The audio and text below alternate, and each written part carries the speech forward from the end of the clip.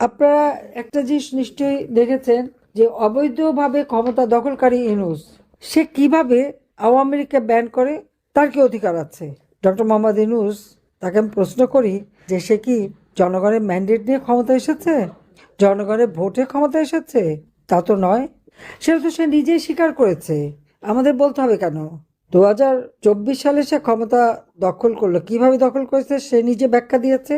যখন সেপ্টেম্বর মাসে নিউ ইয়র্কে যায় বিল ক্লিন্টন ফাউন্ডেশনে, সে সেখানে যে খুব উৎফুল্ল চিত্তে ঘোষণা দিল যে জুলাই মাসের যে ছাত্র আন্দোলন, ওটা কোনো ছাত্র জনতার আন্দোলন ছিল না।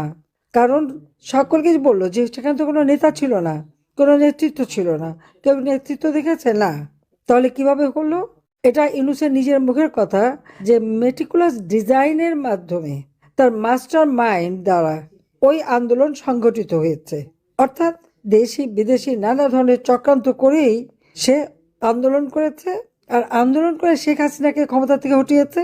আর শেখ হাসিনাকে জনগণের ভোটে নির্বাচিত জনপ্রতিনিধি হিসেবে বাংলাদেশের প্রধানমন্ত্রী, আওয়ামী লীগ সরকারে গেছে জনগণের ভোটে নির্বাচিত।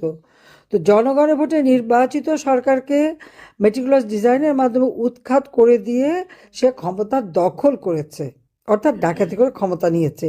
এটা তো তার কথাই প্রকাশ হয়ে গেছে। আমার প্রশ্ন হচ্ছে, এই অবৈধভাবে ক্ষমতা দখল করায় গর্ব করার মতো কি আছে? বাহবা পাওয়ার মতো কি আছে? চুরি ডাকাতি করার মতো করে ক্ষমতা ডাকাতি করা, আর তারপরে আওয়ামী লীগকে ব্যান করে। তার কি কোনো অধিকার আছে আওয়ামী লীগকে ব্যান করার? তার কি কোনো অধিকার আছে যে আওয়ামী লীগের কেউ ভোট দিতে পারবে না বা নির্বাচনে অংশগ্রহণ করতে পারবে না? কেন পারবে না? সেটাই আমার প্রশ্ন।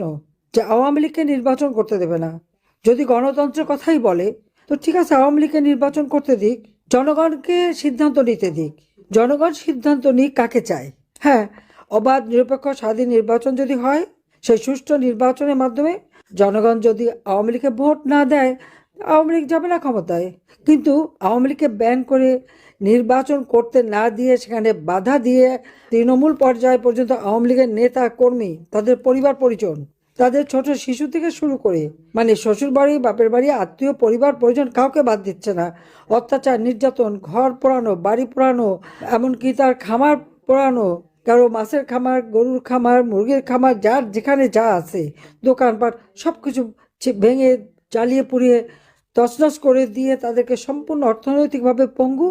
আর জীবনের সাথেও তো তারা কাউকে রেহাই দিচ্ছে না। আজকে নির্বাচন দিয়েছে, কেন আওয়ামী লীগ নির্বাচন করতে পারবে না? কেন আওয়ামী লীগে ভোট দিতে পারবে না? অবশ্যই আওয়ামী লীগকে নির্বাচন করতে দিতে হবে। আমরা নির্বাচন